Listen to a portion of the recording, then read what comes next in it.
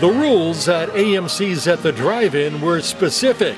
It was okay to admire the classic cars. Take pictures, talk to the owners, look at the cars, but please do not touch. That's because many of the Ramblers and AMC models on display at the Southington Drive-In in Southington, Connecticut were either rare or otherwise noteworthy. How many pounds of dirt we can remove.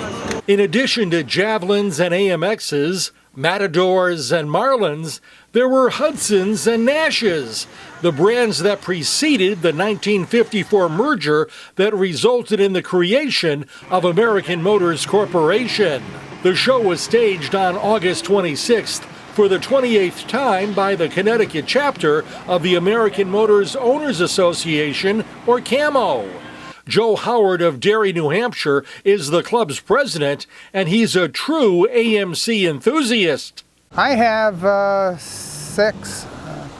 I only brought 1 to the show, but I own 6. Howard brought a yellow Marlin Fastback, the last Marlin ever built. They only made about 14,000 Marlins over 3 years.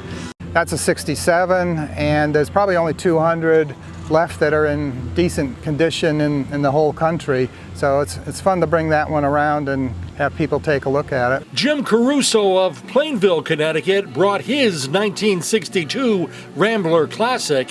It's in showroom condition with only about 6,000 miles on the odometer. The owner bought the car in 1962 and he passed away in 1965, and the car sat in the garage for 40 years till 2005. The wife never drove and she refused to sell her husband's first car. So I purchased her from the neighbor who lived next door. She had no children, she willed it to him. My grandmother had the same car, bought brand new in 1962, same color, everything. And my uncle was in the seminary up outside of Boston, and there was a Rambler dealer and a Chevy dealer. And he bought the car for his mother, my grandmother. It was $56 cheaper than the Chevy.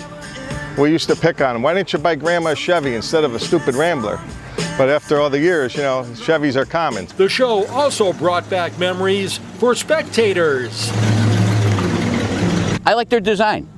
I always did. There were a few cars that I wasn't fond of, but for the most part, I liked their design. I liked what they did to their cars and how they improved and made a lot of changes on them over the years. Being a show dedicated to only one automaker's models enabled the show to stand out amidst the 300 shows in the state this year. You have a certain focus at this show, I know it's open to any vehicle, but you have your AMC Nash enthusiasts basically, and a lot of these cars you don't see at a regular show. You don't see a lot of AMXs and a lot of Javelins. You don't see a lot of Ramblers. Here you can kind of come and see all different makes of American Motors. While AMC and Rambler did have some odd shapes, such as the Gremlin that evolved into the Spirit model, the company did have a following, as evidenced by the turnout at AMC's at the Drive-In. A lot of people don't even know what AMC is. They think it's a movie theater. That's Ride Connecticut. I'm Bud Wilkinson. And don't forget, subscribe to Ride Connecticut's YouTube channel.